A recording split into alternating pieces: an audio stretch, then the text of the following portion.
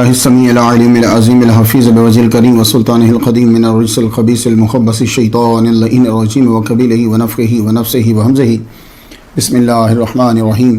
تمام نبیوں کے سردار حضرت محمد صلی اللہ علیہ وآلہ وسلم اور تمام مذاہب کے سردار دین اسلام کے پیروکاروں، سلام علیکم، طبتم، برکتیں اور رحمتیں ہوں آپ پر۔ سبحانک اللہم وبحمدک لا الہ الا انت استغفرک واتوب الیک۔ تحریر و تقریر سے پہلے سے پڑھ لیا جائے تو کوئی خطا ہو جائے تو اللہ تعالیٰ معاف فرما دیتا ہے، اس کی رحمت سے یہی امید ہے۔ اللہم صلی علی سیدنا محمد و آباء محمد و آل محمد و صحابہ محمد وبارک وسلم۔ ہم سب اقرار کرتے ہیں کہ اللہ تعالیٰ کے سوا کوئی معبود نہیں ہے، کوئی نبی، کوئی ولی، کوئی جن، کوئی پری، کوئی مزار، کوئی قبر نہ معبود ہے نہ اللہ تعالیٰ کے برابر ہے۔ اللہ واحد حقیقی ہے، جو اس کا شریک ٹھہرائے کسی شے کو بھی وہ مشرک و دوزخی ہے۔ ہم اقرار کرتے ہیں کہ محمد مصطفیٰ صلی اللہ علیہ وآلہ وسلم تمام نبیوں کے سردار ہیں اور اللہ تعالیٰ نے ان کو سب سے آخر میں بھیجا، ان کے بعد کوئی نبی پیدا نہیں ہوگا۔ کوئی نبی کسی کی اطاعت سے نبی نہیں بنتا، یہ اللہ تعالیٰ کی عطا سے نبی بنتا ہے۔ عظیم سند کے ساتھ عظیم پیام جو ہے وہ سماعت فرما لیجیے۔ امام رضا بیان کرتے ہیں اپنے والد گرامی امام موسیٰ کاظم سے، وہ بیان کرتے ہیں اپنے والد گرامی امام جعفر صادق سے، وہ بیان کرتے ہیں اپنے والد گرامی امام محمد الباقر سے، وہ بیان کرتے ہیں اپنے والد گرامی امام زین العابدین سے، وہ بیان کرتے ہیں اپنے والد گرامی امام حسین رضی اللہ تعالیٰ عنہ سے، وہ بیان کرتے ہیں اپنے والد گرامی مولا علی شیر خدا رضی اللہ تعالیٰ عنہ سے، وہ بیان کرتے ہیں محمد مصطفیٰ صلی اللہ علیہ وآلہ وسلم سے کہ حضور صلی اللہ علیہ وآلہ وسلم نے فرمایا، الایمان و معرفۃ بالقلب و قول باللسان و عمل بالارکان۔ مفہوم اس کا یہ ہے کہ ایمان نام ہے تین چیزوں کے مجموع کا، دل سے پہچاننا اور زبان سے اقرار کرنا اور اپنی طاقت کے مطابق اپنے اعضاء سے عمل کرنا۔ ھذا رحمۃ من ربی۔ آج ہماری گفتگو جو ہے وہ 170 نمبر تک پہنچ گئی۔ یہ صرف اور صرف رب کا کرم ہے، اس کی مدد کے بغیر پاسبل نہیں ہے۔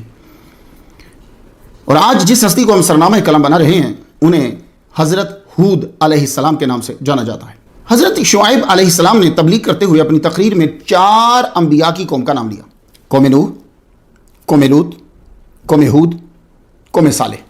حضرت نوح علیہ السلام کا ذکر 153 نمبر سٹوری پہ میں کرایا ہوں، پلے لسٹ سے جا کر سن لیجیے۔ حضرت لوط علیہ السلام کا ذکر 164 نمبر سٹوری پہ کرایا ہوں، پلے لسٹ سے جا کر سن لیجیے۔ آج ہم انشاءاللہ الرحمن حضرت ہود علیہ السلام کا ذکر کریں گے۔ اللہ نے حضور صلی اللہ علیہ وآلہ وسلم سے کہا، وَاذْكُرْ أَخَا عَادٍ، احقاف آیت نمبر 21۔ حضرت ہود کا ذکر کرو۔ اخا عاد حضرت ہود ہیں، تو آؤ پھر ذکر شروع کرتے ہیں۔ لیکن آج کی گفتگو کی جو جزئیات ہیں وہ یہ ہیں: نام سے برکت، آپ کا خاندان، قوم عاد کا تذکرہ، ان کے جرائم اور عذاب، اور حضرت ہود کا خاص حکم استغفار، اور شداد کا قوم عاد سے تعلق اور جو اس نے جنت بنائی۔ یہ جزئیات ہیں۔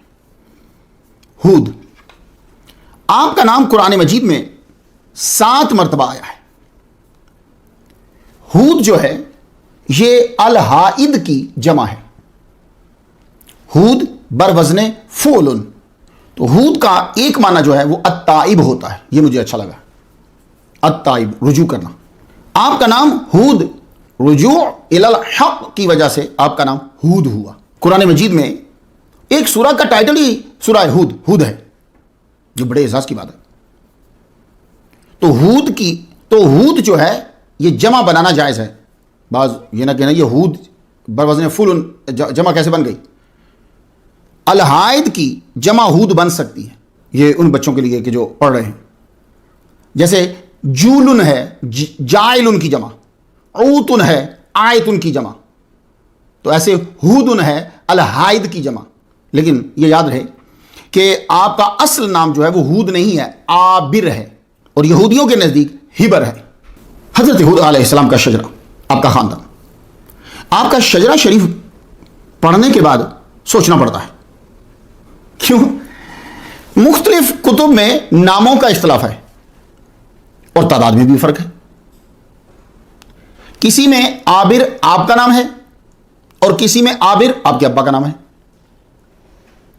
کسی نے شجرہ میں آپ سے نوح علیہ السلام تک 8 نام لکھے ہیں تو کسی نے 5 نام لکھے ہیں۔ میں جھلک دکھا دوں آپ، دیکھیے ابن جریر یوں بیان کرتے ہیں، ہود بن عبداللہ بن رباح بن خلود بن عاد بن عود یا اوس بن ارم بن سام بن نو.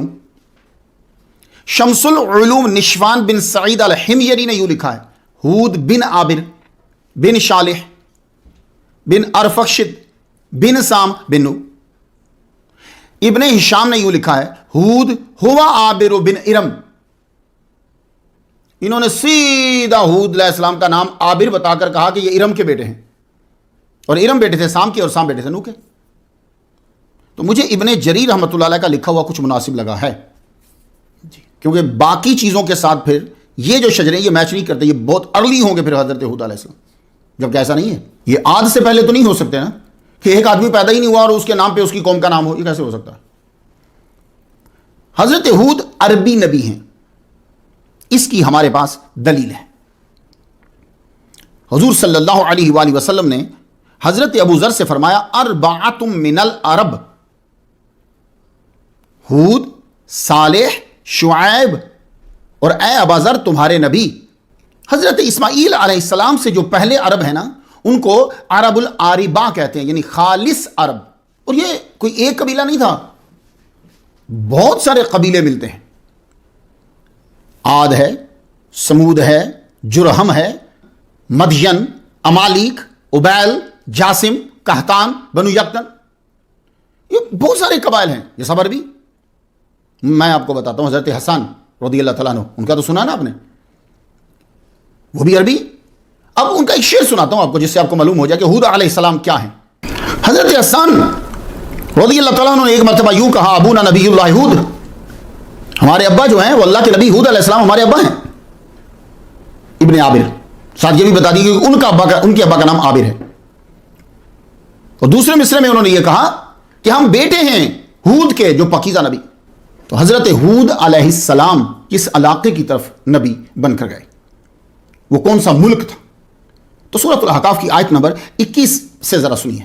وَاذْكُرْ أَخَا عَادٍ اذ انذر قومه بالاحقاف. ہود علیہ السلام کا ذکر کرو جب انہوں نے ملک احقاف میں اپنی قوم کو اللہ کے عذاب سے ڈرایا. تو معلوم ہوا کہ آپ نے تبلیغ کا سلسلہ جو ہے وہ احقاف سے شروع کیا ہے. تو احقاف جمع ہے حقفن کی. حقف کہتے ہیں ریت کے ٹیلے کو، جیسے مٹی کا ایک ٹیلا ہوتا ہے، ریت کے ٹیلے کو حقفن کہتے ہیں، اس کی جمع احقاف. تو قوم عاد کے ملک کا نام احقاف تھا. تو اب یہ نہیں مطلب ہوگا کہ ان کا سارا ملک ہی ریت کے ٹیلوں پر مشتمل تھا. اب پاکستان ہے تو اس کا مطلب یہ نہیں کہ سارے لوگ ہی پاک ہیں اندر. تو ان کا ایک علاقہ جو ہے وہ ریت کے ٹیلوں پر مشتمل تھا. تو یہاں یا زیادہ ریت کے ٹیلے تھے اس وقت، تو احقاف ملک کا نام. ان کا ملک یمن سے لے کر موجودہ ملک اردن تک پھیلا ہوا تھا. اب تو اس کے بیچ میں کتنے ہی ممالک آ جاتے. اور ان کا دارالحکومت جو تھا وہ ارم تھا، اسے ابار بھی کہتے ہیں. یہ ارم جو ہے مشہور پروننسیشن یہی ہے، لیکن حضرت ضحاک نے اسے آرام پڑھا ہے. میرات الزمان صفحہ 349 کے اوپر ہے، انہوں نے اس کو آرام پڑھا ہے. یہ ارم جو نام ہے حضرت نوح علیہ السلام کے پوتے کا نام تھا ارم، اور عاد نام تھا ارم کے پوتے کا. غور سے سنیے ذرا، ارم پوتا نوح علیہ السلام کا اور عاد پوتا ارم کا. حضرت نوح علیہ السلام کی اولاد میں ایک ارم نام کا بندہ گزرا، اس کے نام پر انہوں نے اپنا دارالحکومت کیپٹل کا نام رکھا، ٹھیک ہے. اور ایک عاد نام گزرا تو اس کے نام پر جو ہے انہوں نے اپنی قوم کا، اپنے قبیلے کا نام رکھ لیا. کچھ بات واضح ہو رہی ہے آپ کے؟ تو اس عاد کی وجہ سے جو ارم کے پوتے ہیں یہ قوم عاد کہلوائی، اور دارالحکومت کا نام بھی اپنے جد کے نام پہ ارم رکھا. ارم اس نشان کو کہتے ہیں جو پتھروں سے بنایا جاتا ہے. ویسے تو اب اکثر بول دیتے ہیں ارم کا معنی کیا ہے، کہتے ہیں جنت. ارم شہر جو ہے یہ 20ویں صدی میں دریافت ہوا ہے. یہ 21ویں جا رہی ہے نا، 20ویں صدی میں یہ دریافت ہوا ہے اردن کے شہر عمان میں.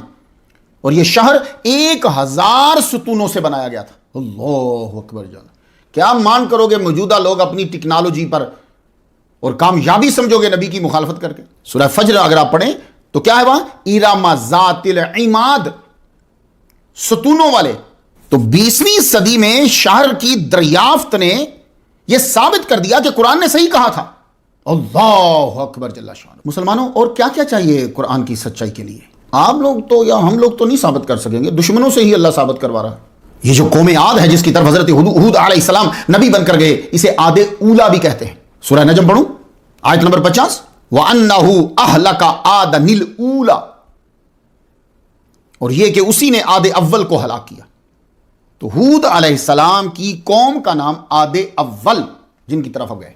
حضرت ہود علیہ السلام ان کی طرف رسول بن کر آئے. سورۃ الاعراف کی آیت نمبر 65 سماعت کیجیے. وَإِلَىٰ عَادٍ أَخَاهُمْ هُودًا، حضرت نوح علیہ السلام کے 800 سال بعد آئے.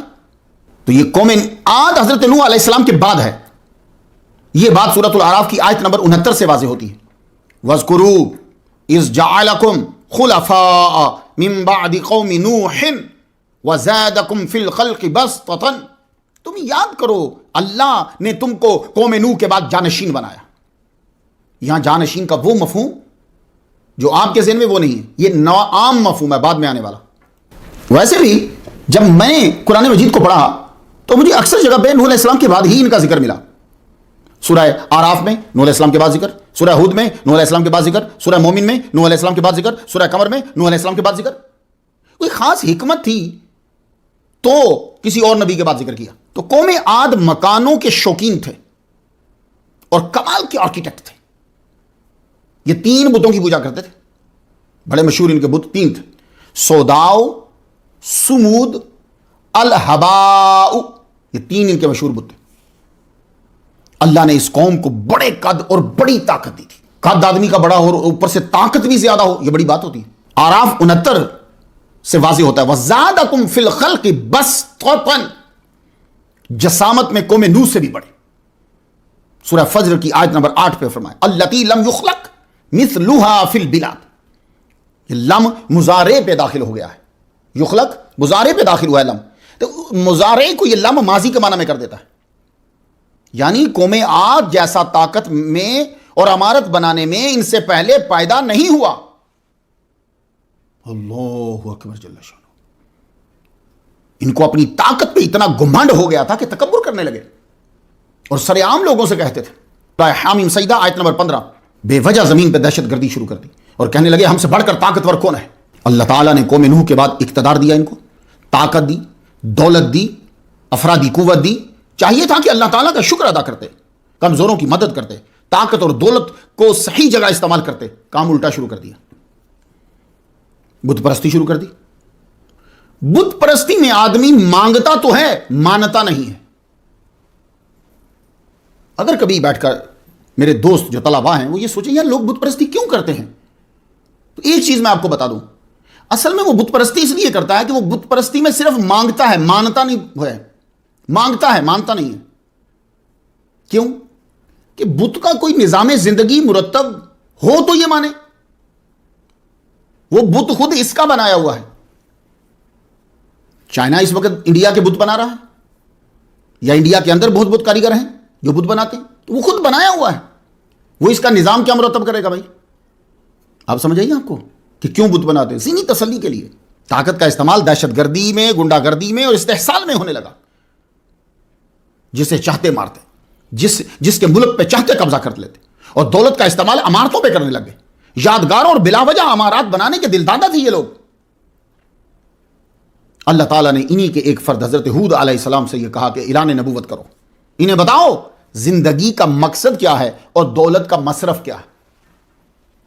حضور صلی اللہ علیہ وآلہ وسلم کے صدقے سے اللہ تعالیٰ نے ہم پر بڑا احسان کیا ہے.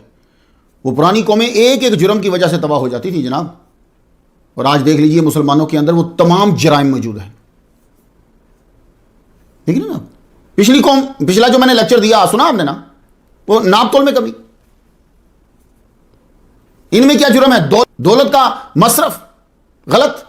تو انہیں بتاؤ کہ زندگی کا مقصد کیا ہے اور دولت کا مصرف کیا ہے. آپ نے قوم کے عمراء کے سامنے جا کر اعلان کیا انی لکم رسول امین. شعراء کی آیت نمبر 125. یقیناً میں امانت دار پیغام پہنچانے والا ہوں تمہاری طرف. تو معلوم ہوا کہ جو مبلغ ہے، جو تقریریں کر رہے ہیں دنیا میں، اس کا ایماندار ہونا ضروری ہے. خلوص میں اور پیام میں ملاوٹ نہ ہو، ورنہ اینڈ پہ بڑی پرابلم ہو جائے گی. چلو دنیا میں تو کامیابی مل جائے گی، جب مرنے لگیں گے پھر قبولیت کی نشانیاں واضح نہیں ہوگی. اللہ تعالیٰ معاف فرمائے مجھے بھی. تو حضرت ہود علیہ السلام نے یہ کہا کہ میں رسول امین ہوں. رسول کہہ دیتے تو کافی تھا. نہیں، امین ہوں، میرے خلوص میں ملاوٹ نہیں ہے، میرے پیام میں ملاوٹ نہیں ہے، مجھے کوئی دنیاوی غرض نہیں ہے، میں اللہ کا پیام پہنچانے آیا ہوں، تم سے کچھ لینے نہیں آیا. فاتقوا اللہ واطیعون، سورہ شعراء کی آیت نمبر 126. اللہ کے غضب سے ڈرو اور میری اطاعت کرو. اب یہ پیام سنا کر اب آگے پیام دینے لگے. تو بھائی اصل میسج کیا ہے؟ یا قوم اعبدوا اللہ. پہلی بات تو یہ ہے میری قوم کی اللہ کی عبادت کرو. ما لکم من الہ غیرہ. اور اس کی ریزن یہ ہے کہ اس کے سوا کوئی معبود ہے ہی نہیں. کیسی گفتگو کرتے تھے کمال. ہم نے قرآن کو اس انداز سے پڑھا ہی نہیں ہے. وہ جب کوئی مر گیا تو ہم نے لے کے وہ بھی ٹینشن کے اندر پڑھ کے چھوڑ دی. غور ہی نہیں کیا لکھا ہوا کیا ہے. آراف کی آیت نمبر 65 ہے. میری قوم اللہ کی عبادت کرو، اس کے سوا تمہارا کوئی معبود نہیں ہے. بات 100% ٹھیک ہے، بلکہ 300%، 400% صحیح ہے. عقلاً بھی شرک برا ہے، عقلاً بھی، کیونکہ دے تو ہم کو اللہ رہا ہے تو عبادت بھی اسی کی ہو. پتھروں کی پوجا کیوں کریں؟ وہ ہمیں کیا دے رہے ہیں؟ آپ نے فرمایا وَاتَّقُوا الَّذِي أَمَدَّكُم بِمَا تَعْلَمُونَ، سورہ شعراء کی آیت نمبر 132. ڈرو اس ذات کے غضب سے جس نے تمہاری ان چیزوں سے مدد کی جن کو تم جانتے ہی نہیں. یہ ترجمہ اس وقت ہوگا جب میں ما نافیہ کروں، اور اگر مسئولہ آپ مانے تو مانا ہوگا ڈرو اس ذات کے غضب سے جس نے تمہاری مدد کی اور وہ مدد تم جانتے ہو. دونوں ترجمے ٹھیک ہیں. کیوں؟ اس لیے کہ جب یہ حکم آ گیا ہو وَإِن تَعُدُّوا نِعْمَتَ اللَّهِ لَا تُحْصُوهَا، تو پھر تو واقعی ہم نعمتیں ساری نہیں جانتے، کیونکہ جب گن نہیں سکتے تو جانیں گے کیسے؟ اور اگر گن بھی سکتے ہوں تو بھی نہیں جان سکتے. کتنی زندگی گزر گئی کہ آپ نے غور کیا ہو کہ آنکھ کی پلکوں کے فوائد کتنے ہیں؟ کتنی بار غور کیا ہو کہ ناک کے اندر جو بال ہیں اس کے فوائد کتنے ہیں؟ کتنی بار غور کیا ہو کہ زبان کے نیچے سے جو چشمہ جاری ہوتا ہے روٹی کھاتے ہوئے اس کے فوائد کتنے ہیں؟ میرا خیال ہے کہ اس نعمت کی طرف دھیان بھی نہیں کیا ہوگا. کتنی بار دھیان گیا کہ کان کے اندر جو گند میل پیدا ہوتی ہے اس کے فوائد کیا ہیں؟ تو جانتے بھی ہوں تو بھی نہیں پتا. تو حقیقت تو یہ ہے کہ جانتے ہی نہیں. لیکن اگر جانتے ہیں تو کچھ جو بار بار ان کی نظر کے سامنے آتی تھی چیزیں، حضرت ہود علیہ السلام نے اس کا تذکرہ کر دیا. سورہ شعراء کی آیت نمبر 133. امدکم بانعام وبنین، اسی ذات نے مال دیا اور بیٹے دیے. وجنات وعیون، شعراء کی آیت نمبر 134. باغات اور چشمے دے کر مدد کی تمہاری. تو ظاہری بات ہے اسی کی عبادت کرنی چاہیے جو تمہارا خالق ہے اور رازق ہے. بت کیا دے رہے ہیں؟ اللہ کی عبادت کرنے کی بجائے فضول کاموں میں مصروف ہو. یہ تم نے کیا سلسلہ شروع کر رکھا ہے؟ ہر بلند جگہ کے اوپر شہرت کے لیے عمارت بنا دیتے ہو. سورہ شعراء کی آیت نمبر 128. اتبنون بکل ریء آیۃ تعبثون، کیا تم ایک ایک ٹیلے پہ بطور کھیل تماشا یادگار عمارت بناتے ہو؟ ریون کا معنی ہوتا ہے بلند جگہ. بکل ریء، جہاں تمہیں بلند جگہ نظر آتی ہے، پرومیننٹ جگہ نظر آتی ہے، جہاں سے آنے جانے والے کو نظر آئے، عمارت بنا دیتے ہو. آیتن، یادگار، یعنی کوئی مقصد رہنے کا نہیں ہے. تابسون، فضول کھیل تماشا. اور سورہ شعراء کی آیت نمبر 129 پہ فرمایا وَتَتَّخِذُونَ مَصَانِعَ لَعَلَّكُمْ تَخْلُدُونَ. عالی شان محلوں کو مسانے کہتے ہیں. بڑے بڑے گھر جو ہوتے ہیں نا اس کو مسانے کہتے ہیں. یہ کیا تم اپنی دولت اور محنت عالی شان محلوں مکانوں کے بنانے میں لگا رہے ہو؟ گویا کہ تم ہمیشہ یہی رہو گے. ہود علیہ السلام قوم کو بتا رہے ہیں کہ تم دولت بلڈنگز بنانے میں صرف کر رہے ہو، ہر بلند جگہ کے اوپر ایک یادگار بنا دیتے ہو، ایسے ہی عمارت، اور اس کا مصرف کوئی نہیں سوائے اس کے کہ نام ہو جی یہ فلاں صاحب کا اڈا ہے. اور کبھی کبھی یہ وہاں بیٹھ کر جاسوسی کرتے، لوگوں کو تنگ کرتے، اور جب اپنا گھر بنانے لگتے تو فضول دولت لگا دیتے بے تحاشا، اتنے مضبوط بناتے کہ جیسے ہمیشہ رہنا ہے. بھائی یہ آج بھی انسانوں میں ہے، نام کے لیے عمارت بنانا اور مکان پہ بے شمار دولت خرچ کر دینا. میں چند مثالیں آپ کو دیتا ہوں. مکیش امبانی انڈیا میں ہے، $1.2 بلین کا گھر بنوایا. ٹھیک ہے. للی سفرا، یہ بیوہ ہیں برازیلین بینکر ایڈماؤنڈ سفرا کی. فرانس میں 750 ملین مالیت کا گھر 50 ایکڑ پہ بنایا. 11 بیڈ رومز ہیں، اور 16 بیتھ رومز ہیں. بیورلی ہلز امریکہ کے اندر ایک علاقہ ہے, آپ وہاں اگر جائیں کیلیفورنیا امریکہ میں, یہاں کافی مکان ہیں. تو نارمل ان کی پرائس کیا ہے؟ 125 ملین, 129 ملین. ٹھیک ہے. بیورلی پارک میں ایک گھر ہے $160 ملین کا. میسا وستا رینچ ٹیکساس میں 220 ملین لاگت ہے اس کی. 24 middle gap road Hong Kong 447 million dollars کا مکان ہے. مکانوں کے بارے میں آپ سمجھ گئے. اب آ جائیے یادگاریں. لیننگ ٹاور آف پیزا, ہم پیزا بولتے ہیں لیکن ان کی زبان میں یہ پیزا ہوتا ہے, وہ ایس کو زی بولتے ہیں, ٹاور آف پیزا بھی بولتے ہیں. اندازاً 183 فیٹ بلند ہے یہ. لیننگ جھکا ہوا اس لیے. یہ اٹلی کے شہر پیزا میں ہے. اسے وقفہ کے ساتھ 226 سال لگ گئے بننے میں, بیچ میں گیپ بھی آتا رہا نا. آج اس کی قیمت $4,100,000 ہے. اب پاکستان والے سمجھیں گے, انڈیا والے, ہرن مینار, ہرن سمجھتے ہیں, ڈیئر. مغل بادشاہ جہانگیر کا پالتو ہرن تھا, وہ مر گیا, اس کی یاد میں مینار بنا دیا. 100 فٹ اونچا, 108 سٹیپس ہیں اس کی. یہ ملک پاکستان کے صوبہ پنجاب کے ضلع شیخو پورہ کے اندر ہے. تاج محل کس کو نہیں پتا. ممتاز محل کی محبت میں بادشاہ نے بنایا. استاد احمد لاہوری آرکیٹیکٹ تھا. اس کے اندر 20,000 لوگوں نے مختلف طرح سے جو ہے وہ کام کیا اسے بنانے میں. اور اندازاً اس حصے پہ جو تاج محل ہے, ویسے تو بہت بڑا حصہ نا, اس حصے پہ 12 سال لگے. ویسے ٹوٹل 22 ہیں. اس حصے پہ 12 سال لگ گئے جناب. اندازاً 1,000 ہاتھیوں کا استعمال ہوا ہے سامان لانے لے جانے میں. 2020 میں اس کی جو لاگت کا اندازہ لگایا گیا $996 ملین کے قریب ہے. آج کل بھی پوری دنیا میں بلند عمارات بنانے کی دوڑ چل رہی ہے.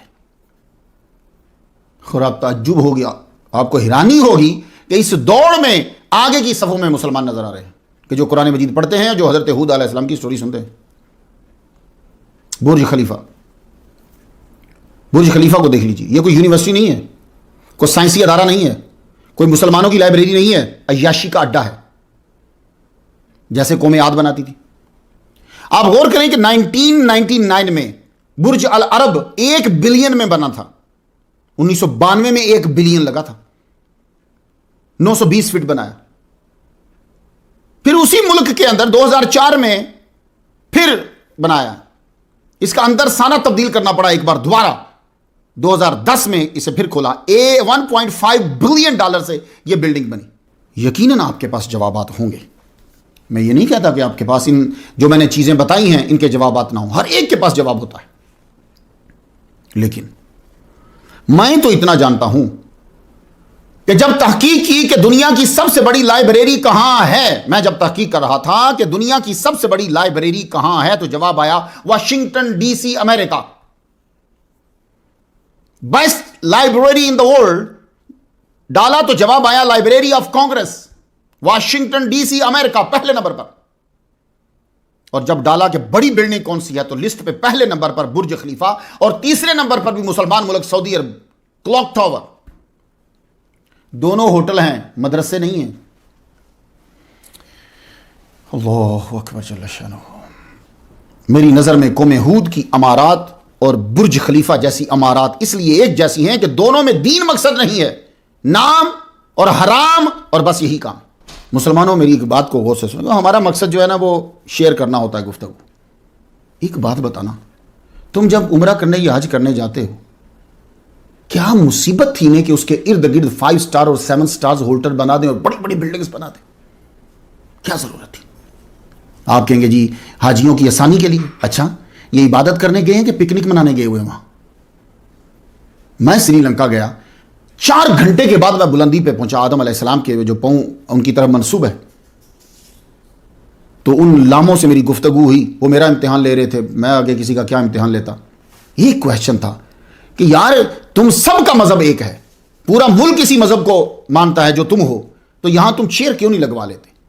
اب میں 4 گھنٹے میں آیا ہوں, میں اب نہیں چڑھ سکتا اتنی بلندی پہ. اور بھی بوڑھے ایسے ہی ہوں گے جو میرے ساتھ تھے, انیس صاحب, اشرفی صاحب, ان کے پاؤں اتنے سوج گئے تھے. تو انہوں نے کیا کہا؟ انہوں نے کہا گورنمنٹ نے ہمیں آفر دی کہ ہم یہاں چیئر لگا دیتے ہیں، وہ جو تاروں پہ چلتی ہے، لیکن ہم نے بتایا کہ یہ پکنک سپاٹ نہیں ہے، یہاں لوگ عبادت کے لیے آتے ہیں، تو ان کو احساس ہو۔ تو مسلمانوں، خانہ کعبہ کے گرد اتنی بڑی بڑی بلڈنگز کا بنا دینا بھی مجھے سازش لگتا ہے۔ وہ کیوں؟ اب آپ جا کے کبھی دیکھیں اور سوچیں، بالکل چھوٹا سا خانہ کعبہ دکھتا ہے، اس کے گرد بلند و بالا عمارتیں۔ میرا وجدان یہ کہتا ہے کہ اگر دور دور تک کوئی اور اس سے بڑی بلڈنگ نہ ہوتی تو آدمی جب اسے دیکھتا تو اور کیفیت پاری ہوتی، اور اب یہ حالت ہے کہ انسان گم ہو جاتا ان بلڈنگز کے اندر۔ مسلمانوں، تم تو اپنے اصل ایمان کو جگانے کے لیے وہاں جا رہے ہو، نہ کہ پکنک منانے کے لیے جا رہے ہو۔ آپ کو عبادت میں 7 سٹارز کے مزے چاہیے؟ ان عمرا نے مل کر عبادت بھی مہنگی کروا دی۔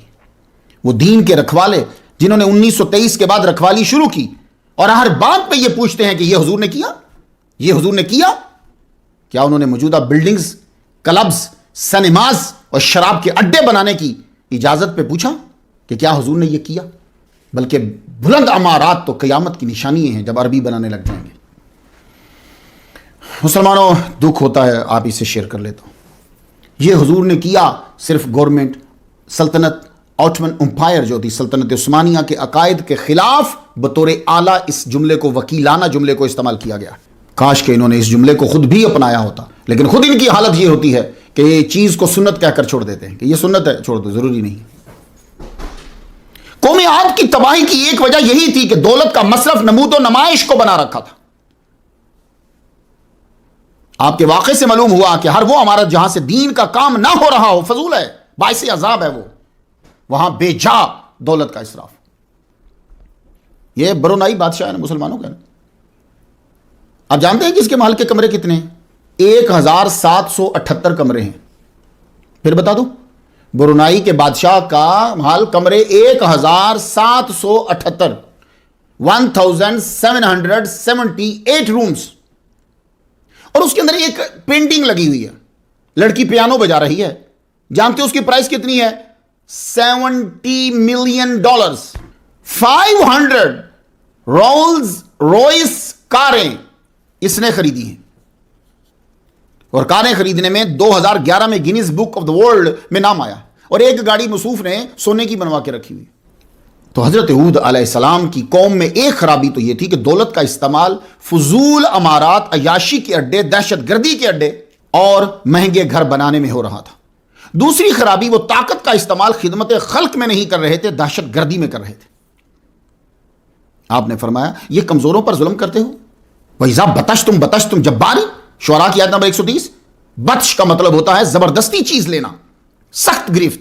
ان دہشت گردوں کی عادت یہ تھی کہ جب کسی قوم پر غالب آتے تو ظلم و جبر کی انتہا کر دیتے۔ جنگ میں بھی اصول ہوتے ہیں،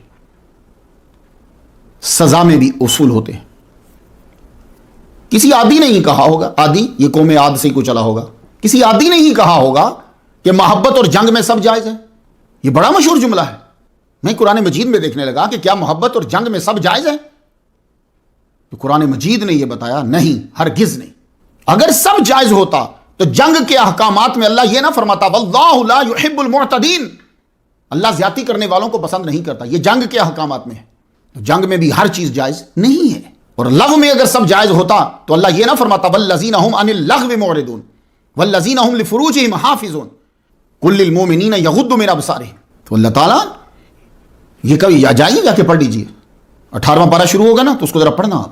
حضرت ہود علیہ السلام نے جب قوم کو توحید کی تبلیغ کی، دولت کا اور طاقت کا صحیح استعمال بتایا تو قوم مخالف ہو گئی۔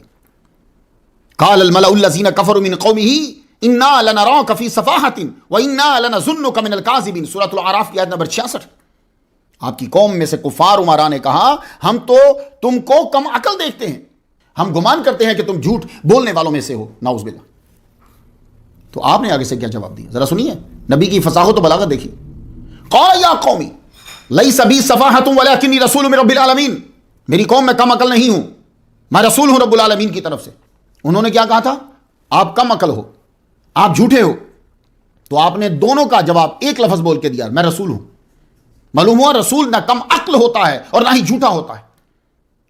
کم عقل اس لیے نہیں ہوتا کہ وہ دنائی کی باتیں کرتا ہے، اس کی باتیں دنائی کا سرچشمہ ہوتی ہیں۔ وہ جھوٹ نہیں بولتا کیونکہ خود کچھ نہیں بولتا، خود کے لیے نہیں بولتا، اس لیے وہ جھوٹ نہیں بولتا۔ کیسا ہے، مزہ ہی انہی میں آتا ہے، لیکن جب پڑھا جائے فجر کے وقت اٹھ کر، یقین جانیے تمہیں ایک لفظ سمجھ میں آ جائے، تمہارا سارا دن ایسا لطف میں گزرے، تم جھومتے ہوئے گزرو۔ یہ ہم سے پوچھو، جب قرآن مجید پڑھتے ہوئے اس کے ترجمے پہ کبھی ایسی چیز ملتی ہے تو عجیب سی خوشی ہوتی ہے۔ تو آپ نے ان سے یہ کہا ابلغکم رسالات ربی، میں نے اپنے رب کا پیغام پہنچا دیا تمہیں، وانا لکم ناصح امین، اعراف کی آیت نمبر 68، میں اپنے پروردگار کے احکامات پہنچاتا ہوں اور تمہارا امانت دار خیر خواہ ہوں۔ خیر خواہ ہوں پر امانت دار، کیونکہ کچھ لوگ خیر خواہی کرتے ہیں اور ان کا اپنا مفاد ہوتا ہے۔ آپ کی گفتگو کا خلاصہ کچھ یوں ہے، گویا کہ آپ یہ کہہ رہے ہیں، اب میرے لفظ سنیے کہ تم اس بات پہ غور کرو، میں کچھ مانگتا نہیں تم سے، کچھ اجرت نہیں لیتا، فری میں بار بار لوگوں کو، قوم کو توحید کا سبق دے رہا ہوں، بتاؤں مجھے کیا دنیاوی فائدہ ہے؟ یہ خیر خواہی تو ہے۔ اور اللہ کا تم پہ کرم دیکھو کہ پیغام پہنچانے والا کوئی اجنبی نسل قوم سے نہیں، فرشتہ نہیں، جن نہیں، ورنہ دوسری مشکلات کے ساتھ ساتھ نہ نظر آنے کا مسئلہ بھی تمہیں پیش آتا۔ دیکھ رہے ہو آپ لفظ بشر کی تشریح دیکھ رہے ہیں آپ؟ اللہ کا کرم دیکھو، تم ہی میں سے اور تمہاری قوم کا ہی ایک مصلح بنا دیا۔ یاد کرو قوم نوح کے بعد تم کو عروج ملا، طاقت زیادہ دی، دولت بھی زیادہ دی، تو اب چاہیے اللہ کی عبادت کرو اور آخرت میں کامیابی پاؤ۔ وہ آگے سے جواب دیتے ہیں، سورہ اعراف کی آیت 70 پہ ذرا سماعت کیجیے۔ قالوا اجئتنا لنعبد اللہ وحدہ وَنَذَرَ مَا كَانَ يَعْبُدُ آبَاؤُنَا، کیا آپ ہمارے پاس صرف یہ بتانے آئے ہیں کہ ہم اللہ کی پوجا کریں اور اپنے آباء و اجداد کے معبودوں کو چھوڑ دیں؟ اب یہ آباء و اجداد کا نام استعمال کرنا یہ جاہلوں کو پیچھے لگانے کے لیے بڑا اثر انداز ہوتا ہے۔ حقیقت تو یہ ہے کہ اگر تم بات آباء و اجداد کی کر رہے ہو تو تمہارے آباء و اجداد میں نوح علیہ السلام نہیں آتے، تمہارے آباء و اجداد میں ان کے بیٹے تینوں نہیں آتے، تمہارے آباء و اجداد میں جو ہیں وہ نوح علیہ السلام کے آگے اوپر والے نہیں آتے، تو وہ تو توحید پھیلاتے رہے، تو ان کی پیروی کیوں نہیں کرتے؟ پھر اصل میں مسئلہ بتاؤں کو کیا ہے، بچے کو ماں باپ سمجھاتے رہتے ہیں اچھے کام کرنے کے فوائد، پر مجال ہے وہ مان جائے، مگر ماں باپ کی بری بات وہ فوراً بنا کہے شروع کر لے گا۔ آپ تہجد پڑھیں، بچہ آپ کی پیروی نہیں کرے گا، بولتے بھی نہیں تو ابا پڑھ رہا ہے ٹھیک ہے پڑھنے دو۔ آپ 5 نمازیں پڑھیں، کوئی نہیں کرے گا۔ آپ فلم دیکھیں، گانا سنیں، آپ کو فوراً دلیل بنا کر وہ فلمیں دیکھنے لگ جائے گا۔ یہ ہے انسان کی فطرت۔ تو یہی حال قوم کا ہے عاد کا، کہ بھائی اگر تم آباء و اجداد کی دلیل دے رہے ہو تو آباء و اجداد میں تو وہ بھی آئے ہیں جو توحید پھیلاتے رہے ہیں، تو ان کی پیروی کیوں نہیں؟ انسان کو صرف دلیل چاہیے ہوتی ہے، وہ صحیح ہو یا غلط، بس۔ قوم عاد نے سیدھا حضرت ہود علیہ السلام کو بول دیا، یا ہود ما جیتنا ببینۃ وما نحن بتارکی آلہتنا عن قولک وما نحن لک بمؤمنین۔ ہود آیت نمبر 53۔ اے ہود تم ہمارے پاس کوئی دلیل تو لائے نہیں۔ اصل میں یہ سمجھتے تھے کہ نبی وہ ہوتا ہے کہ جو اڑے پرندوں کی طرح، دل کی باتیں بتائے، دنیاوی فوائد دلائے۔ حالانکہ نبی کا مقصد صرف اور صرف یہ ہوتا ہے کہ یہ لوگ، انسان جس جنت سے آئے ہیں واپس وہاں پہنچ جائیں، یہ اس کے اعمال بتاتا ہے انہیں۔ عمرہ بولے کیا ہم صرف آپ کے کہنے پہ اپنے معبودوں کو چھوڑ دیں گے؟ آپ نے کہا ہے تو چھوڑ دیں۔ ہم نہ آپ کا حکم مانتے ہیں اور نہ ہی ہم آپ کو رسول مانتے ہیں۔ توحید میں ماننی پڑتی ہے، بت پرستی میں ماننی نہیں پڑتی، بس بندہ جاتا ہے مانگتا رہتا، جاتا ہے مانگتا رہتا۔ نبی کی شفقت دیکھو، باپ سے بڑھ کر بار بار قوم سے کہہ رہے ہیں توحید قبول کر لو، کامیاب ہو جاؤ۔ فاتقوا اللہ واطیعون، شعراء آیت نمبر 131۔ اللہ سے ڈرو، میری پیروی کرو، وقت ہے ابھی۔ انی اخاف علیکم عذاب یوم عظیم، شعراء آیت نمبر 135۔ مجھے تمہاری نسبت بڑے عذاب کا اندیشہ ہے، بچ جاؤ، چھوڑ دو، ابھی وقت ہے، اللہ سے استغفار کرو، سب دلت در ختم۔ واہ نبی کیا بات! یہ ایک اہم عطا ہے جو حضرت ہود علیہ السلام کے واقعے سے مل رہی ہے۔ اب ذرا سن لو وہ عطا، چھوڑنا مت۔ وَيَا قَوْمِ اسْتَغْفِرُوا رَبَّكُمْ ثُمَّ تُوبُوا إِلَيْهِ يُرْسِلِ السَّمَاءَ عَلَيْكُمْ مِدْرَارًا وَيَزِدْكُمْ قُوَّةً إِلَىٰ قُوَّتِكُمْ۔ اے میری قوم، اپنے رب سے گناہوں کی معافی طلب کرو، استغفار کرو، پھر وہ اعمال بد چھوڑ کر اسی کے احکامات کی طرف رجوع کرو۔ یہ ہے ترجمہ اصل میں۔ تو وہ تم پر برسنے والے بادل بھیجے گا۔ نبی کی نافرمانی کی وجہ سے قحط سالی شروع ہو چکی تھی، بارش بند ہو گئی تھی۔ کبھی تو نبی کی نافرمانی کی وجہ سے آسمانوں زمینوں سے پانی برسنا شروع ہو جاتا ہے، نکلنا شروع ہو جاتا ہے، اور کبھی دریا بھی سوکھ جاتے ہیں، اس کی مرضی ہے۔ کبھی پانی روک لیتا ہے، کبھی پانی چھوڑ دیتا ہے۔ بس پانی وہی ٹھیک ہے جو حالات ٹھیک رکھے۔ قوم عاد سے نبی ناراض ہوا تو اللہ ناراض ہوا، اللہ ناراض ہوا تو کائنات ناراض ہو گئی، قحط سالی سے دھول اڑنے لگی، یہ طاقتور ہونے کے باوجود بھی کمزور ہو گئے۔ اللہ اکبر چلا۔ آپ نے پھر جا کر قوم کو سمجھایا، شرک چھوڑ دو، معافی مانگ لو اور توحید کی طرف رجوع کرو، استغفر اللہ و اتوب الیہ پڑھنا شروع کر دو، خوب بارش ہوگی۔ مدرار کسے کہتے ہیں؟ یہ اب طلباء کے لیے مدرار مبالغہ کا صیغہ ہے، اس کا معنی ہوتا ہے زیادہ دودھ جو بہنے لگ جائے، اس کو مدرار کہتے ہیں۔ پھر مسلسل زیادہ بارش کے لیے یہ استعمال ہونے لگا۔ بارش ہوئی تو تمہاری فصل ہوگی، پھر تمہاری جسمانی، مالی، ذہنی قوتاً الی قوتکم، ہر قسم کی قوت میں اضافہ ہوگا۔ جو لوگ سٹوری سے موتی چنتے ہیں ان کے لیے یہاں ایک عظیم ہیرا ہے، جو جنتی ہیرا ہے، دنیاوی نہیں۔ حضرت ہود کی بات سے معلوم ہوا کہ استغفار اور توبہ کے بڑے دنیاوی اور اخروی فوائد ہیں۔ حضرت ہود نے اپنی قوم سے دو کام کرنے کو کہا ہے، غور سے سن لو مسلمانوں، غور سے، دو کام کرنے کو کہا، استغفار اور توبہ۔ یہ دونوں اتنے اہم ہیں کہ ہر نبی نے کہے ہیں۔ حضرت ہود فرماتے ہیں وَيَا قَوْمِ اسْتَغْفِرُوا رَبَّكُمْ ثُمَّ تُوبُوا إِلَيْهِ، ہود آیت نمبر 52۔ حضرت شعیب علیہ السلام نے قوم سے کہا، سورہ ہود کی آیت نمبر 90 پہ ہے، وَاسْتَغْفِرُوا رَبَّكُمْ ثُمَّ تُوبُوا إِلَيْهِ۔ ہمارے حضور صلی اللہ علیہ وآلہ وسلم نے بھی یہی فرمایا، سورہ ہود کی آیت نمبر 3، وَأَنِ اسْتَغْفِرُوا رَبَّكُمْ ثُمَّ تُوبُوا إِلَيْهِ۔ دیکھ رہے ہیں جملے بھی برابر۔ معلوم ہوا استغفار اور ہے، توبہ اور ہے، دونوں الگ ہیں۔ استغفار تو یہ ہے کہ تم اللہ کو ایک مان کر اس سے معافی طلب کرو، پھر توبہ کرو۔ یہ توبہ کیا ہے؟ تو میں قرآن ہی پڑھتا ہوں، بس آپ ذرا تھوڑی سی توجہ مجھے اور 50% اور دے دیں، آپ خود ہی سمجھ جائیں گے کہ توبہ کیا ہے، کیونکہ ہمیں قرآن مجید سے سیکھنا ہے۔ سورۃ المائدہ کی آیت نمبر 39 غور سے دھیان سے سنیے گا تاکہ آپ کو توبہ کا معنی معلوم ہو جائے۔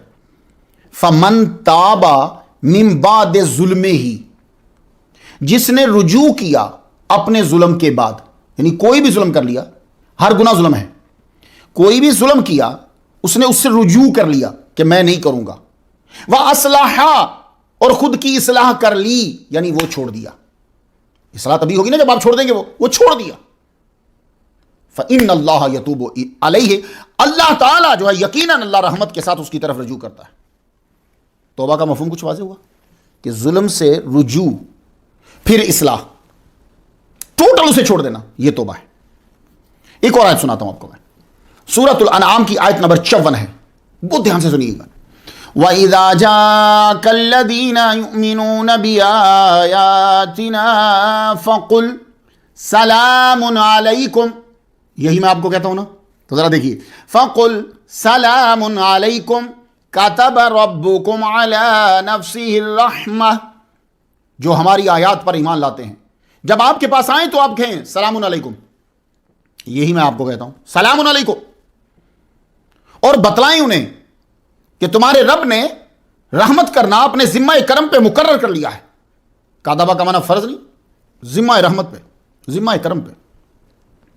اب یہاں آپ نے توبہ کا معنی سمجھنا ہے، سنیے، انہو من عمل منکم سوءا بجہالت ثم تاب من بعده واصلح فانہو غفور رحیم، جس نے تم میں سے انجانے میں برا عمل کیا، ثم تابا، پھر توبہ کی، کیا مطلب؟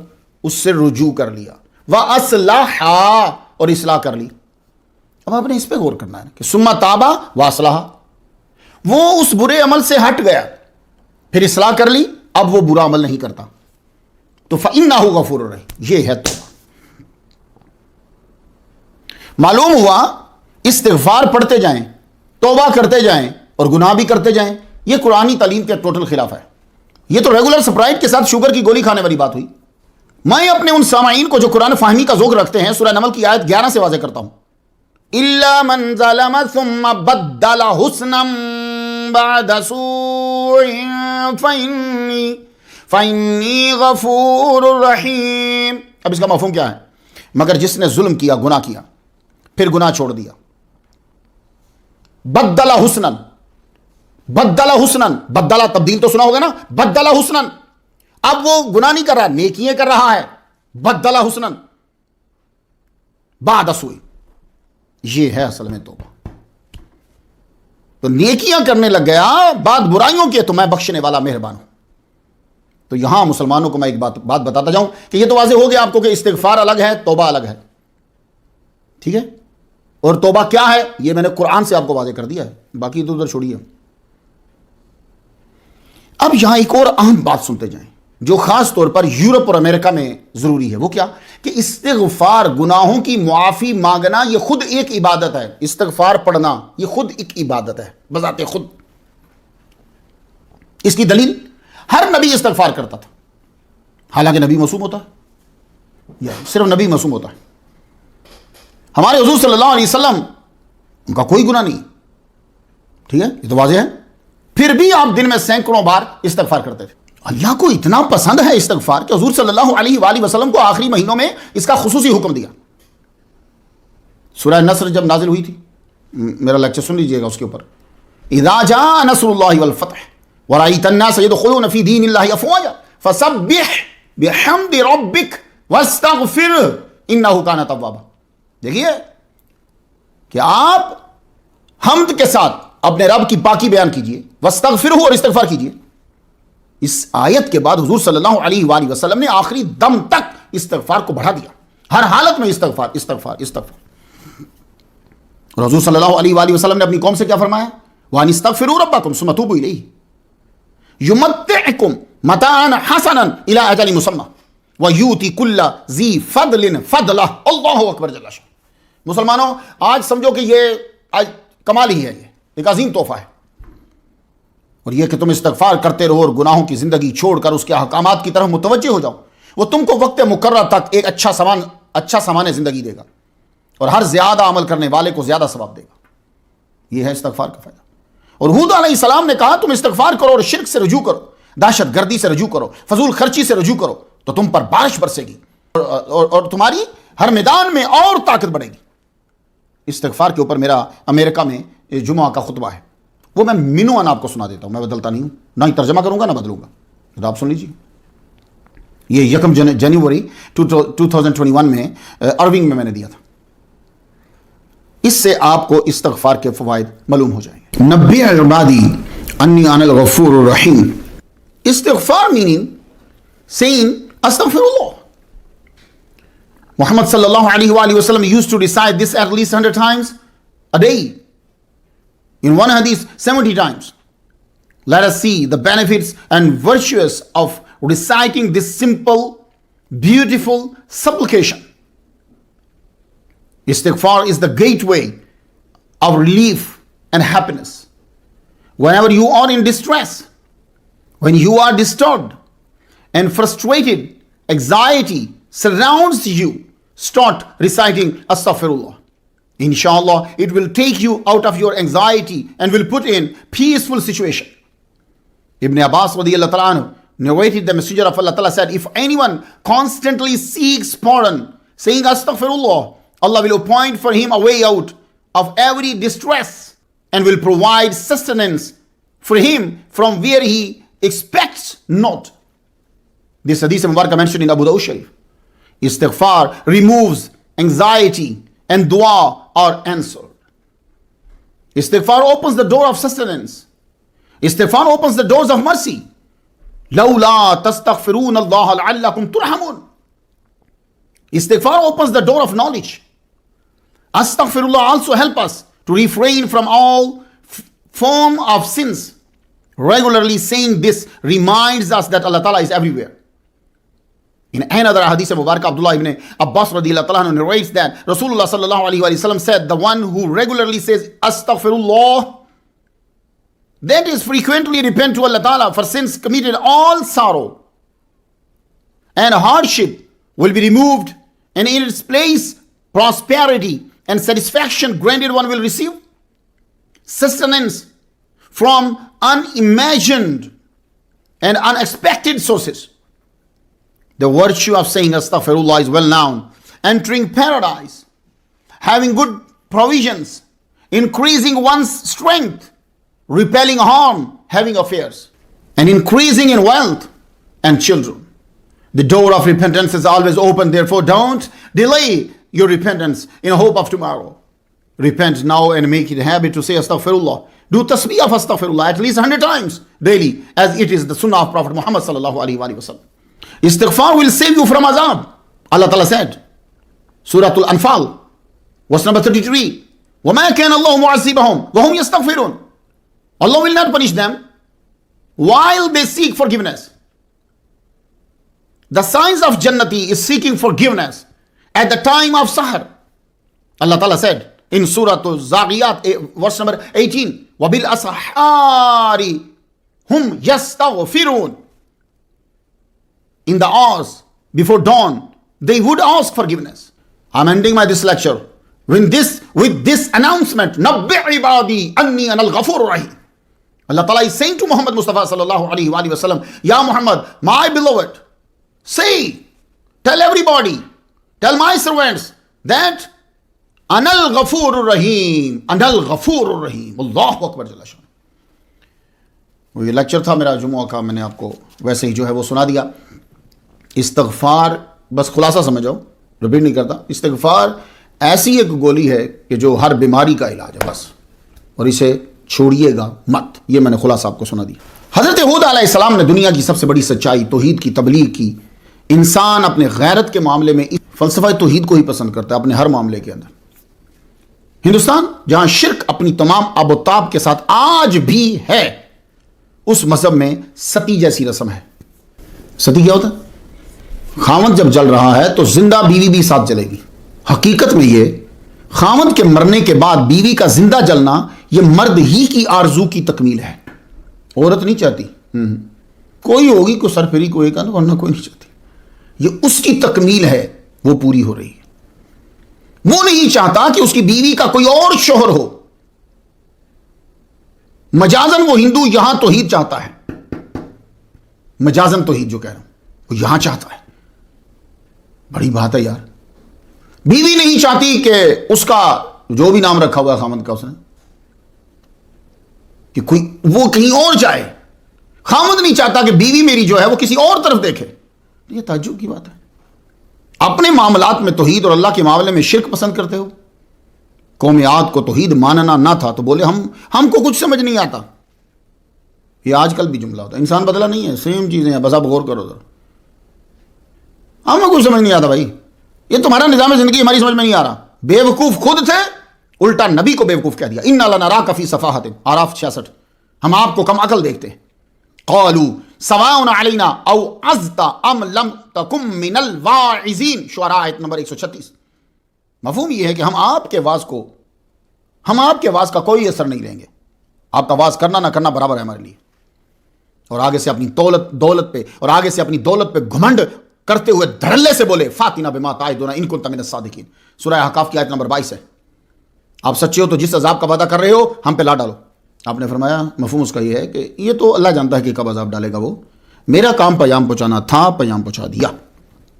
لیکن ایک بات تمہیں بتا دوں، نرے جاہل ہو تم، نرے جاہل ہو. تم دنیا کے لیے آنکھ کان اور دل کا بھرپور استعمال کرتے ہو، مگر اللہ کی معرفت کے لیے ان کا استعمال نہیں کر رہے. یہ سیم آج کل کے لوگوں کے لیے جو امیر ہو گئے ہیں، جن کے پاس کسی دوسرے ملک کی نیشنلٹی ہے. وہ مذہب کے بارے میں کوئی غور نہیں کرے گا. اور جی وہ یہ کہہ رہا وہ یہ ساری سچ ہے. تو دنیا کے لیے آنکھ کان اور دل کا بھرپور استعمال کر رہے ہو، مگر اللہ کی معرفت کے لیے ان کا استعمال نہیں کر رہے. بیویوں کی میں آپ کو عادت بتاؤں، سبزی لینے جاتی ہیں، یہ پاکستان انڈیا کی بات نہیں کر رہا، امریکہ کی بات کر رہا. ایک بھنڈی کو چیک کرتی، ایک میں جھوٹ نہیں بول رہا، مبالغہ نہیں کر رہا. ایک بھنڈی ہنڈیا میں کتنی ڈلتی ہیں وہ ساری چیک کر کے پھر وہ ڈالے گی اس کو. واہ انسان. تو نے ایک ٹائم کے سالن کے لیے اتنا وقت صرف کیا کہ ایک ایک بھنڈی کو چیک کیا، لیکن جب کسی نے بات کی تو نے وہ چیک نہ کیا۔ یہ حضرت ہود علیہ السلام یہ کہہ رہا ہے، میں تم کان کا، آنکھ کا، دل کا بھرپور استعمال کرتے ہو دنیاوی کاموں میں، اللہ کی معرفت میں کیوں نہیں کر رہے؟ آنکھ سے اللہ کی دی ہوئی نعمتوں کو دیکھ رہے ہو مگر دینے والے رب کو جان نہیں رہے، کان سے میری نصیحت تو سن رہے ہو، مان نہیں رہے، دل خالق حقیقی کا بتلاتا ہے تمہیں مگر پہچان نہیں رہے۔ فانتظروا انی معکم من المنتظرین، اعراف 71، عذاب کا انتظار کرو، میں بھی یہی ہوں تمہارے ساتھ منتظر کرو۔ یہاں ذرا روکنا چاہوں گا میں آپ کو، جانتے ہو کیوں؟ اس لیے کہ قوم عاد میں ایک بندہ گزرا ہے شداد، بھائی بڑا مشہور ہے، لوگوں نے خوب اس کے اوپر تبصرہ کیا، اس کی جنت کے اوپر بھی تبصرے کیے ہوں گے، لیکن میں یہ ایک دم میرے ذہن میں خیال آیا کہ جو جن سے میں شیئر کرتا ہوں اپنی لیکچر، اور جو طلبہ ہیں جو منتظر رہتے ہیں، ان کو ذرا سولڈ دلائل کے ساتھ جو ہے نا میں یہ واقعہ پہنچا دوں۔ اور ایک فائدہ یہ ہے حضرت ہود علیہ السلام نے اسے بیان کرنے کا کہ قوم کا مزاج کیا ہے، ان کے بڑوں کو دیکھ لو تو خاندان، قبیلے، قوم کا مزاج پتہ چل جائے گا۔ اب یہ شداد جو ہے یہ بھی عاد کا بیٹا ہے، جس کی وجہ سے قوم عاد کہلوائی ہے نا، یہ ان کا بڑا یہ بیٹا ہے ان کا، یہ شداد بیٹا ہے۔ شداد کا ذکر یہاں اس لیے کرنا چاہتا ہوں کہ سبت ابن جوزی نے لکھا ہے کہ کچھ لکھاریوں کا یہ خیال ہے کہ شداد حضرت ہود علیہ السلام کے دور میں ہی ہوا ہے، لیکن یہ کسی ایک آدمی کی ہوگی بات۔ اکثر کا یہی کہنا ہے کہ شداد آپ سے پہلے گزرا ہے، اور یہ بات صحیح ہے۔ کیوں؟ اس لیے کہ جب شجرہ نسب دیکھتے ہیں نا تو شداد عاد کا بیٹا ہے، اس کا شجرہ جو ہے وہ یوں ہے: شداد بن عاد بن اوس بن ارم بن سام بن نوح۔ حضرت ہود بہت بعد میں پیدا ہوئے ہیں، کیونکہ عاد حضرت ہود کے پردادا کے ابا ہیں۔ کچھ بات سمجھ میں آئی؟ یعنی شداد کے جو ابا ہیں وہ حضرت ہود کے پردادا کے ابا ہیں، تو شداد کے والد عاد کی 1020 سال عمر ہوئی ہے اور یہ چاند کی پوجا کرتے تھے۔ تو عاد شداد جو ہے حضرت ہود علیہ السلام کے دور میں تو نہیں ہوا، لیکن قوم اسی قوم میں گزرا ہے، اور جن کی وجہ سے قوم عاد کہلا رہی ہے ان کا بیٹا ہے یہ۔ تو شداد کا جنت بنانے کا واقعہ بڑا مشہور ہے، ہر بڑے مفسر و مورخ نے اسے ٹچ ضرور کیا ہے، خواہ انکار کرنے کے لیے یا اقرار کے لیے ٹچ کیا ہے۔ شداد کا دارالحکومت بھی ارم تھا، جو قوم عاد کا جو حضرت ہود علیہ السلام کے دور میں دارالحکومت تھا۔ اب وہ جو طلبہ یا وہ اسکالر جو گفتگو کرنا چاہتے ہیں کہ ہمارے پاس حوالے ہوں، اب وہ ذرا نوٹ کرتے جائیں کیا کیا ہے۔ آثار البلاد و اخبار العباد کتاب کا نام ہے، زکریا القزوینی کی ہے یہ۔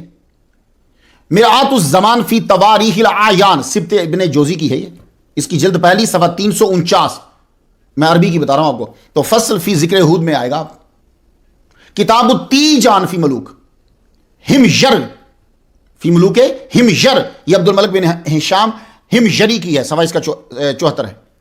المؤرخ حسن بن ابراہیم بن زولاق مصری، اس نے بھی لکھا ہے شداد کا واقعہ۔ ابن ابی حاتم نے بھی لکھا ہے، امام قرطبی نے بھی لکھا ہے تفسیر قرطبی کے اندر۔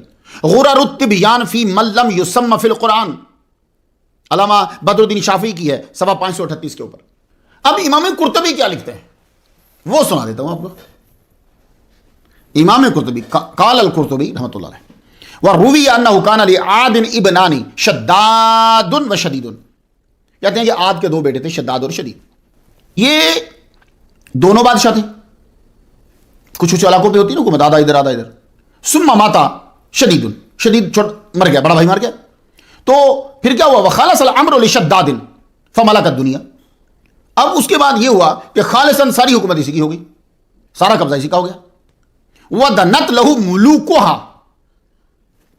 قبضہ سارا۔ فَسَمِعَ بِذِكْرِ الْجَنَّةِ، بھئی اب حضرت نوح علیہ السلام کی اولاد ہے تو کیا کہ سارے تو نہیں نا مشرک تو ہو گئے، کسی نے اللہ تعالیٰ کی جنت کا ذکر کر دیا اس کی محفل میں۔ فقال ابنی مثلہا، کہنے لگا کہ اس کی مثل جو ہے بنائی جائے میرے لیے بھی۔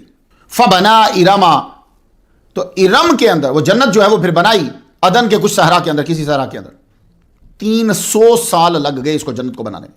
وکانا عمرہ 900 سنۃ، 900 سال اس کی عمر تھی۔ وہی مدینۃ عظیمۃ قصورها من الذهب والفضة وفيها اصناف الاشجار والانهار المتاردة ولما تم بناؤها سار الي باهل مملكته فلما كان منها على مسيرة يوم وليلة بعث الله عليهم صيحة من السماء فهلكوا۔ امام قرطبی نے کیا لکھا؟ بننے لگی 300 سال لگے اس کو جناب. سونے اور چاندی کا استعمال ہوا، وہ زبرجد اور یاقوت کا استعمال ہوا، اور اس میں طرح طرح کے درخت جو ہیں وہ لگائے. یہ ساری چیزیں اس کے اندر جو استعمال ہوئی اس جنت کے اندر، جو وہ جنت بنا رہا تھا، سونا، چاندی، زبرجد، روبی، بس انہی چیزوں کا استعمال ہو رہا ہے. جب وہ پوری مکمل ہو گئی، اب یہ اسے دیکھنے کے لیے اپنے لشکر کے ساتھ جا رہا ہے. ایک دن کی مسافت جو ہے وہ باقی رہ گئی، ایک دن کی. اللہ تعالیٰ نے آسمان سے ایک چنگاڑ کو بھیجا، اتنی چیخ آئی، سارے کے سارے جو ہے وہ ہلاک ہو گئے. یہ اتھینٹک بات اتنی. اب یہ تفصیلی باتیں ہیں، وہ کہاں سے آئی ہیں؟ ایک کتاب آپ کو بتاتا ہوں. افسانوی رنگ جو ہے، لیکن اس میں تحقیقی رنگ بھی ہے. میں نے کبھی یہ کتاب پڑھی تو نہیں، پہلی دفعہ میں ایسے ہی ذہن میں آ کے دیکھوں تو الف لیلۃ و لیلۃ، وہ الف لیلہ جیسے کہتے ہیں الف لیلہ، تو وہ الف لیلۃ و لیلۃ ہے. وہ اس کا انگلش میں بڑا ترجمہ ہوا the 1000 nights and one night، اس کا انگلش میں ترجمہ. تو آپ یہ بھی پڑھ سکتے ہو، آسان ہے. لیکن یہ ہے کہ جو لکھنے والا بندہ ہے وہ مجھے لگتا ہے کہ اس کا قرآن، حدیث، عربی زبان، فارسی زبان، ان سب پر عبور ہے اس کا. کیونکہ یہ جب میں نے دیکھی یہ واقعہ اس کے اندر جب میں نے دیکھا تو وہ عبداللہ بن قلابہ کے حوالے سے اس نے پوری بات لکھی ہے جناب. تو یہ شداد کی جنت اور شداد کا واقعہ آپ کو عربین نائٹس جس کا دوسرا نام ہے، اور ویسے الف لیلۃ و لیلۃ، اور the 1000 nights and one night English میں جس کا نام ہے، اس کی نائٹ نمبر 277 سے لے کر 279 تک آپ پڑھیں تو یہ واقعہ ملے گا وہاں. اتنا مشہور واقعہ ہے یہ جناب. تو میں نے آپ کو کہا تھا نا ہر ایک نے ٹچ کیا اسے، تو اس لیے میں نے بھی کہا چلو ٹچ کر دیں. لیکن میں صرف مضبوط دلائل آپ کو دینا چاہتا تھا کہ یہاں یہ واقعہ ہے. تو نائٹ نمبر 277 سے واقعہ شروع ہوتا ہے. تو اس نے اب آپ کو قوم عاد کے مزاج سے کچھ واقفیت ہوئی کہ کیسی قوم ہے یہ، کہ اللہ کا مقابلہ کر رہے اور جنت بنا رہے ہیں، لیکن داخل نہیں ہو سکا. اس کے علاوہ بہت سی اقسام کی سٹوریز شداد کے بارے میں ہیں. لیکن جب ہمیں ایک زبردست اسکالر مل جاتا ہے، ایک بات اتھینٹک مل جاتی ہے، پھر افسانوی رنگ کو بھرنا کیا ضرورت ہے؟ یہ اسی شداد کے بھائیوں کی اولاد تھی قوم عاد، اور کچھ اس کی بھی اولاد آگے چلی ہوگی. حضرت ہود علیہ السلام کو یہ کیا سمجھتے جناب؟ چیز بڑی بھی چھوٹی نظر آتی ہے جب غرور سے دیکھی جائے یا بہت دور سے دیکھی جائے. اتنا عظیم انسان جسے اللہ نے نبوت کے لیے چن لیا، انہیں اپنے جیسا بشر نظر آیا. یہ بدبختی ہوتی ہے. اللہ فرماتا ہے وَتِلْكَ عَادٌ جَاهَدُوا بِآيَاتِ رَبِّهِمْ وَعَصَوْا رُسُلَهُ وَاتَّبَعُوا أَمْرَ كُلِّ جَبَّارٍ عَنِيدٍ. سورہ ہود کی آیت نمبر 59. یہ تھی قوم عاد جنہوں نے اپنے رب کی آیات کا انکار کیا، اس کے رسولوں کی نافرمانی کی، اور ہر ایک سرکش نافرمان کی پیروی کی. امیر بندے کی پیروی اکثر لوگ کرتے ہیں، وہ اپنی دولت کے بل بوتے پر اپنی بات کو مناتا ہے، تو لوگ اس کے پیچھے چل رہے. کیا کریں، مجبوری ہوتی ہے. جب قوم نے اپنے نبی کی بات نہیں مانی، جیسے آج ہم اپنے نبی کی بات نہیں مان رہے، ٹھیک ہے، نہ صحابہ کے معاملے میں ہم اپنے نبی کی بات مان رہے ہیں. ابو بکر صدیق رضی اللہ تعالیٰ عنہ کی عزت نہیں کرتے، حضرت عمر کی عزت نہیں کرتے، حضرت عثمان غنی کی عزت نہیں کرتے، اور نہ ہی نبی کے فرامین کو ہم مان رہے ہیں. کسی کو سنت کہہ کے چھوڑ رہے ہیں ہم، کسی کو دوسری کی چیز ہے وہ کہہ کے چھوڑ دیتے. ٹھیک ہے، انہوں نے بھی چھوڑا تو اب عذاب تو آئے گا.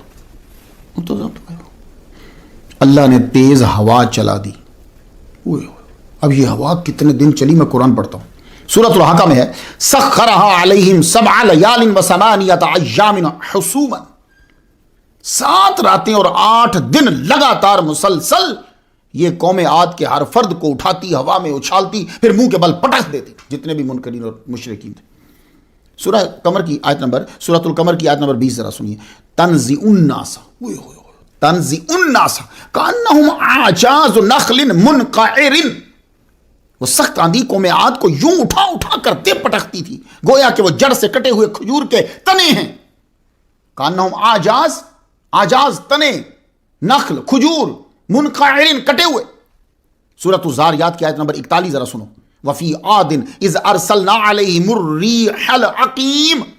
قوم عاد پر جب ہم نے خشک بانجھ آندھی بھیج دی. لو آپ نے تو عورت بانجھ سنی ہوگی نا، اللہ فرماتا ہے ہم نے بانجھ آندھی بھیج دی ان کے اوپر. کیا مطلب؟ نہ بادل لانے والی تھی وہ آندھی، نہ ہوا چلتی ہے تو بادل آتے ہیں، نہ درختوں کو باراور کرنے والی تھی، وہ پولن لے کر آتی ادھر سے ادھر، وہ خشک بے سود بے فائدہ ہوا تھی اور تباہی ایسی پھیلاتی. اللہ فرماتا ہے سورۃ الذاریات کی آیت نمبر 42 میں ہے ما تذر من شیء اتت علیہ الا جعلتہ کالرمیم. وہ جس چیز پر گزرتی اسے گلی ہوئی چیز کی طرح کر چھوڑتی, یعنی فنا کر دیتی. اللہ گلی ہوئی چیز کی طرح. قوم عاد کو ہوا چلا کر مارا, اس ہوا کی کیفیت کو اللہ نے بیان فرمایا. سنیے ذرا سورۃ الحاقہ کی آیت نمبر 6 پہ فرمایا وَأَمَّا عَادٌ فَأُهْلِكُوا بِرِيحٍ صَرْصَرٍ عَاتِيَةٍ. مسلمانوں کیا اب یہ ہوائیں نہیں چل سکتی؟ چلتی ہیں, اب بھی چلتی ہیں, لیکن آپ کو بھی موقع دیا جا رہا ہے. وہ حکم دے گا چلیں نہیں. کیا کہا؟ کون سی ہوا چلی؟ ریحٍ صرصر. یہ صرصر اس ہوا کو کہتے ہیں جس میں ٹھنڈک, تیزی اور آواز ہو, وہ صرصر ہوتی ہے. حد درجہ ٹھنڈی, حد درجہ تیز, اور اوپر سے ساتھ میں کہا آتیہ. آتیہ لگا کر یہ واضح کر دیا کہ اس کی سپیڈ بہت ہی تیز تھی. آتیہ کا معنی ہوتا ہے قابو سے باہر, جو برداشت نہ ہو. اور حسومن اوپر سے کہہ دیا. یہ حسومن یعنی کسی لمحے رکتی نہیں تھی, ایک ہی رفتار سے اور کیفیت سے چلتی رہی. اور حسوم کا معنی اس کے معنی جڑ سے کاٹنا بھی آتا ہے. تو معلوم ہوا ایسی ہوا تھی جو ہر شے کو بنیادوں سے اٹھا اٹھا کر تباہ کر رہی تھی. تو میں اب چیک کرنے لگا کہ کتنے مائل پر آور کی رفتار سے ہو تو یہ جڑ سے چیز کو اٹھانے لگ جاتی ہے. تو 90 سے شروع ہو, 90 مائلز پر آور کی رفتار سے اگر ہوا چلے تو یہ عام چیزوں کو اٹھانے اکھیڑنے لگ جاتی. لیکن جو میں قرآن مجید کے الفاظ پڑھ رہا ہوں اس سے مجھے لگ رہا ہے کہ وہ تقریباً 500 مائل پر آور کی رفتار سے چل رہی تھی. وہ جو گلی ہوئی کر رہی ہے نا, تو وہ 200 سے کم نہیں ہے, اس سے اوپر ہی اوپر ہے. اس ہوا نے جڑ کاٹ کے رکھ دی منکروں کی, مشرکوں کی. سورۃ الاعراف کی آیت نمبر 72 سنیں وَقَطَّعْنَا دَابِرَ الَّذِينَ كَذَّبُوا بِآيَاتِنَا وَمَا كَانُوا مُؤْمِنِينَ. ہم نے جڑ کاٹ دی ان لوگوں کی جنہوں نے ہماری آیات کو جھٹلایا تھا, وہ ایمان لانے والے نہ تھے. مسلمانوں غور یہ کرنا ہے کہ کیا ہم بھی اس وقت آیات کو جھٹلا تو نہیں رہے؟ یہ ملکوں کے بارے میں بات کر رہا ہوں, آپ کو, ہم لوگ تو غریب آدمی ہیں. یہ میں بات کر رہا ہوں جو وزرائے اعظم ہیں, جی بڑے بڑے عمراء ہیں, بڑے ملکوں کو چلا رہے ہیں, ان کی بات کر رہا ہوں. کہ سوچو یار ذرا, اول تو ان لوگوں کو قرآن مجید آتا ہی نہیں ہے, نہ ہی یہ قرآن مجید پڑھے ہوئے ہیں, نہ ہی یہ اس رستے سے کہیں گزرے ہیں. جڑ کاٹ کے رکھ دی. اب یہ جڑ کاٹ کی وضاحت سورۃ الحاقہ کی آیت نمبر 8 میں ہے فَهَلْ تَرَى لَهُم مِّن بَاقِيَةٍ. لو یہ ہے جڑ کاٹ کے رکھ دی. وَقَطَّعْنَا دَابِرَ الَّذِينَ كَذَّبُوا بِآيَاتِنَا کی وضاحت یہ ہوگی فَهَلْ تَرَى لَهُم مِّن بَاقِيَةٍ. کیا ان میں سے کوئی بھی تجھے باقی نظر آ رہا ہے؟ اللہ, شدید تیز ٹھنڈی آندھی نے سب مشرکوں کو مار دیا مگر مومنوں کو کچھ نہ ہوا. لو مسلمانوں اب آ جاؤ یہاں. آپ سمجھتے جی ہم مشکل میں ہیں, پریشانی میں ہیں, حضور کی باتیں مانتے ہیں تو ہمیں سنو. اس کی وجہ کیا ہے؟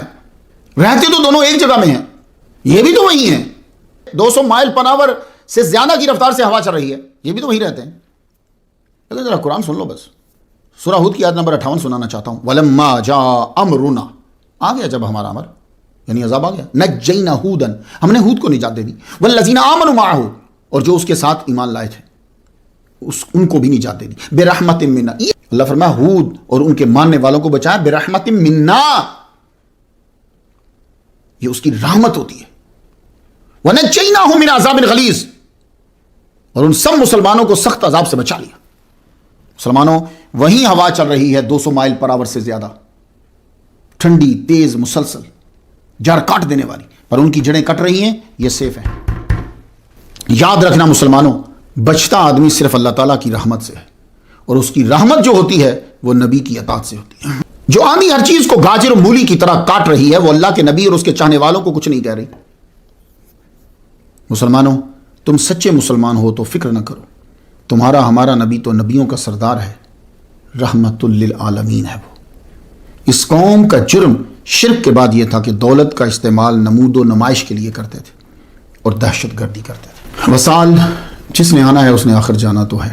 حضرت ہود علیہ السلام نے 464 سال زندگی گزاری. آپ اپنے بچوں کے ساتھ کعبہ کا طواف کے لیے بھی جاتے تھے. ہاں انبیاء کسی نہ کسی طرح گئے. کتاب التیجان سے ذرا سنیے گا.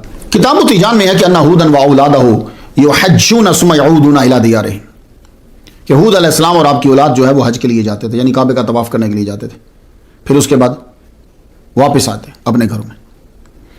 حضور صلی اللہ علیہ وآلہ وسلم جب حج پہ جا رہے تھے تو آپ نے حضرت ہود علیہ السلام کو اور صالح علیہ السلام کو اونٹنیوں پہ دیکھا ہے.